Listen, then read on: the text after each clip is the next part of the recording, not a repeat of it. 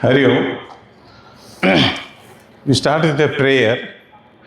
Gurur Brahma, Gurur Vishnu, Gurur Devo Maheshwara, Guru Sakshat Parabrahma, Tasmai Shri Gurave Namaha. I offer my humble pranams to Pujya Gurudev Chinmayanand Pujya Swami Brahmanand Pujya Swami Ghananand Pujya Sri Sheshadri Sir, Pujya Sri Ravi and all Acharyas and Sadhakas present here. I thank Pujya Swami Brahmanand for having given me an opportunity to talk a few words on Bhagavad Geeta. My topic today is divine virtues. Virtues means quality. Covered in chapter 16, Daivasura Sampad Vibhaga Yoga. Before that, a little introduction of Bhagavad Geeta and the importance of Guru. What is Bhagavad Geeta? Most of you know, it is a very sacred Hindu scripture made more than 2000 years old, and it provides solution to all problems, to all ages. See, normally people think we should come to spiritual line only after retirement. No. See, for example, Chinmaya Balavihar. People start at the age of 6, 8, 10.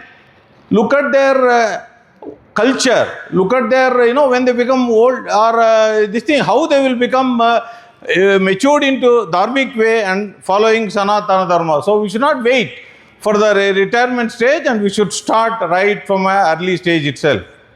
And all must read. Yesterday Swamiji was telling, understand the meaning of Bhagavad Gita. That's very important. Just reading is not like this. We should understand the meaning and implement. Whatever guideline that is being given is for our own advantage, and the success is guaranteed. Absolutely no problem. And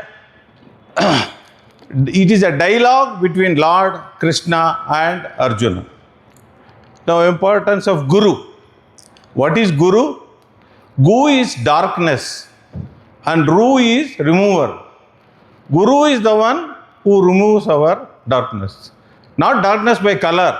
Color is, no, it won't change. You will remove our ignorance. That's what you should say. And first, mother is our first Guru. Because right from the day she conceives till she delivers, and also till come to an adult, the amount of sacrifice she makes in upbringing the children. Hats off to all mothers, and a big round of applause for all the mothers present here and also outside. Now, coming to our Guru. Lord Krishna and Balaram, they had studies at Gurukul of Sandipini, Ujjain. See, imagine when Lord Krishna and Arjuna, they had, Balaram had Gurukul, this thing. What about Hulu Manavas? We are, knowledge and this thing is very insignificant. So, it goes without saying that Guru is a must.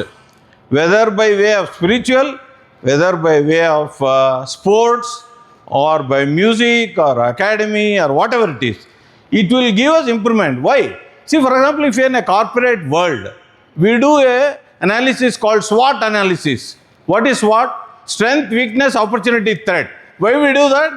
Because that gives a clear direction. Any big project if you make, if you have an analysis, the risk will be less. So likewise, Guru knows our all individual Shishyas and try to identify his weakness. See, all of us have a certain amount of weakness and he will convert to the strength. So thereby he will put. Guru's guidance is that he will put it on the track. It is for us to see that we are following that and then proceed in the right direction. Then everything will go fine. And now coming to today's topic, Divine Virtues, 16th chapter. That is Daivasura Sampad Vibhaga Yoga. Actually, there are 26 virtues covered in verse number 1, 2, 3 itself. With the given time, I do not know how many I can cover, but let me try my best. Now, first one is the fearlessness, that is abhayam. Next, charity, swadhyaya, arjava, so on and so forth. Many will come. Now, the definition of divine virtues is it's a pinnacle of moral excellence, character, and spiritual goodness. It encompasses inherent positive qualities, because many of us are trying to go in a wrong direction with the negative. Never try to have negative things, it doesn't help. So, cultivate and change our attitude from negative to positive, which will help us. We should develop inner virtues, that means saintly, which will provide us goodness and lead to liberation. And chapter 16 is a guide to self growth and overcome negative demonic tendencies. So let us not have any negative these things. Now I have chosen verse 1, 2 and 3. Some of you can join, it's fine.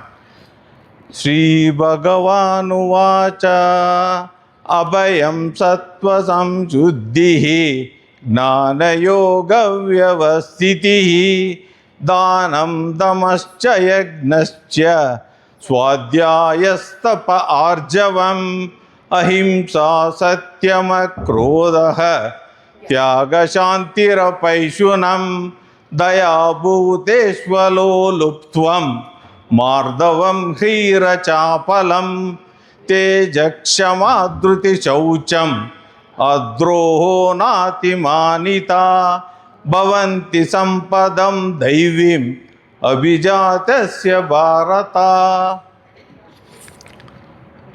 Now, first one is fearlessness. How many of you have no fear? Please raise your hands. No fear. Oh, I think you should come out of it. There is no problem. Fear is the one, abhayam.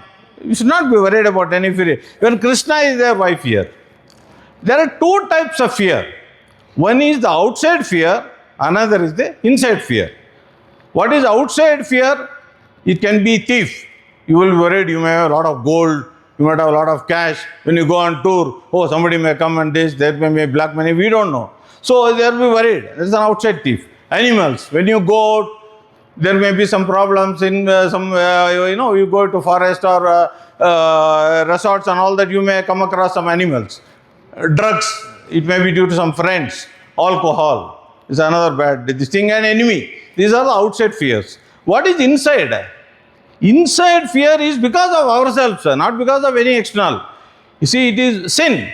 You would have committed some mistake. Some people may take alcohol without the knowledge of his wife. So, one fine morning, you will find out that this fellow is consuming alcohol without this. So, you will feel guilty. So, that is a sin. Be straightforward. Be very frank. Don't try to keep this thing. And ill health. Some people having ill health, they don't say, this is the problem, that is the problem. No. Then wealth also. Some people keep a lot of money. They don't try to divulge to this thing and all that. And that's an inside problem. And the bad habits. Bad habits can be anything. So, let's not try to have this. One fine example. Ravana. He was a very powerful king and controlling devatas and yakshas. He was a very this thing. But during kidnap of Sita Mata, he was afraid and came as a sannyasi. So imagine this fearlessness can lead to any sort of thing. There is a small anecdote which I would like to say in Padma Purana. This is a real story. It is coming in Gita Mahatma. There lived a king called Khadga Bahu. He is a Saurashtra, part of Gujarat. So, very famous king. And then he is a Vishnu Bhakta also. See, it is not that, king need not have a spiritual this thing and all that. He is a Vishnu Bhakta. Many are, Janaka Maharaj, there are so many. So, he had a very fierce and mad elephant. That name is called Arimardana. There are so many elephants, some of them is like that. Even human, many times you will find that some are fairy. It's fine. So what happened once, he took a procession, like Jambu Savari, what we do in Mysore. So this fiery elephant was tied up and all that, and it was taken a procession. As luck would have had it, it got detached, swayed and started helter-skelter on the path. So on the way, people, as it is elephant coming on the way, you can imagine what will be the plight of people. Mad elephant coming is a double. So then what happened? People started running, closing their home. They wanted to see the procession, but when this wild elephant is coming, they started moving around. It started distracting, removing all the plants and this thing and all that, hitting some people, vehicles smashing, all sorts of things. At that time, what happened? A humble Brahmin was just taking a bath river nearby, and then he was chanting chapter number 16. And then he was just coming out. He doesn't know anything about what has happened in the street. He doesn't know. He was just moving. And then chanting is coming. So when he comes to the same path, he doesn't know that even that people are shouting this and all, because his focus is on the chanting. He is not bothered about the outside things. So when he comes close to, he almost comes in front of the elephant 10 feet. People are shouting, oh, they may kill him and all that. No. Look at the miracle. This is a miracle. When the elephant came in front of him, still he was chanting and all that, he just put his right hand onto the face. Suddenly you can see what all can happen. It got mesmerized. So, and then it started just sitting this and listening to whatever chanting is telling. See, here we all just sit and chant and then listen to various other things, but an elephant doing that too a wild one. What a miracle. What is the moral of this? Let's try to understand. When our mind is anchored spiritually, external threat will lose the power. See, what we are trying to think, that elephant has come, it will kill me. No, be very strong. Have good faith. What did Prahlada do when his mother gave poison? No, he had good faith. He took the poison, nothing happened. That sort of a faith you have, the external power, you get. Another small example. See, all of us have good immunity by taking flu shot, whatever. So at that time what happens, when disease comes to you, it should be afraid of you. You should not be worried about disease. Disease will come and go back because I am immunity. So that way this fear should be removed. This is about the first one. Now let's come to charity. So what is charity? Of course, all of you know about it, because giving away one's possession for a good cause. Giving charity, going and giving some crores of rupees to some this thing, or it should be a needy person. It's very important. True charity is a sense of gratefulness to God. You help the needy people. You go to Vruddhashram, or you go to blind school, you go to some Goshala, whatever. That is the needy thing. You help them. That will be a gratefulness to God we do. Material charity benefit others temporarily. Suppose you give 1 lakh, somebody is in trouble, you give him. How long you will use? 1 month, 2 months, 3 months? Again you will be back to square one. So that, on the contrary, spiritual charity is considered higher than material charity. Spiritual charity is the one. That's what they call exchange or sharing of knowledge. Whatever we know, like, even in our own Chimnaya Mission study circles and various other things. See, each one will share some knowledge. Then finally each one will benefit. And that may make a transformation. See, money cannot make transformation. Money can only give some temporary relief. This spirituality can give tremendous amount of transformation, and it is helpful. You see, you are helping the people. There is a small anecdote on this. I think you may be knowing Shibi Chakravarti. He was a king, a very famous king, and again a Daiva Bhakta, and he was very famous for his charity. He was never say no to any donation. Anybody come in and ask, okay, you will give. So once what happened, somebody wanted to test him, how he will do and all that. So he had a nice garden, then lot of birds and all that. There was a dove and various other, parrots and all that. So once a dove, and this thing is a beautiful one, some eagle start coming. It was trying to attack the dove. Dove was very smart. Dove observed that the eagle has come to me. My day is gone. So I have to protect myself. Whom I have to contact? Let us go to our king. He will try to save me. So he will go inside the palace and then make a turn. Pradakshana he will do, like what we all do in temple. And then sit on the lap of the king. He asked, what happened? What happened? He said, no, King Raja, that one eagle is coming. It is trying to kill me and eat. You have to save me. He said, fine, no problem. I will take care. Then suddenly eagle came. So eagle comes. Raja, why you are taking my this thing? I am hungry. I want that dove to be given. I want it right now. He said, no. I have given assurance to the dove. I will not give. If you want, I will give another dove or any other item which can take care of your hunger. He said, no. Eagle didn't want to budge an inch. She said, no, I want that only. He said, do whatever you want. I will not give this dove. Then he said, give me your flesh, which is equivalent to the weight of the dove. So he said, okay, because he will never say no to anything that committed. So he will call one big pan and a slaughter to remove his flesh from his right thigh. He removed it and put it onto the pan, and one side dove is there. Dove was heavier. This flesh was not sufficient. Then you will say, what do I have to do? He said, give me some more flesh. So that slaughter cut the left thigh flesh also and put it on the pan. Still the dove was heavier. Oh, is that the king came to know. There is some magic in this. I don't think I will be able to this thing. He called for a big pan, takkadi, where he stand himself.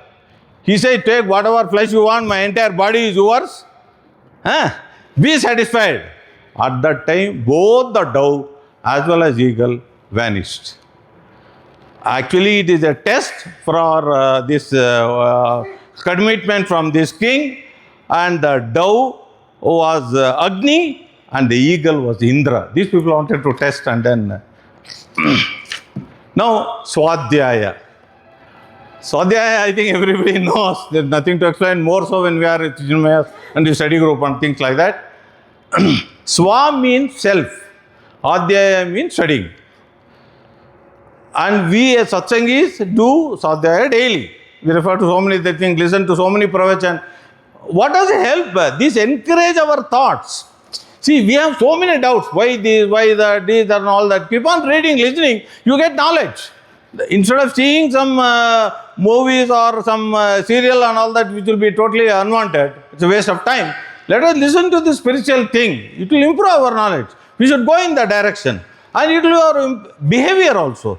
And it will improve self-awareness and personal growth. See, for example, Chinmaya study group, we started in 1953, has come to a level of almost 1,000 groups globally. And in Bangalore itself, it has crossed about 75, and in a couple of years, it will touch 100 also. So we should all be proud that we are going in a right direction, following Sanatana Dharma, and then continue in that sort of a situation.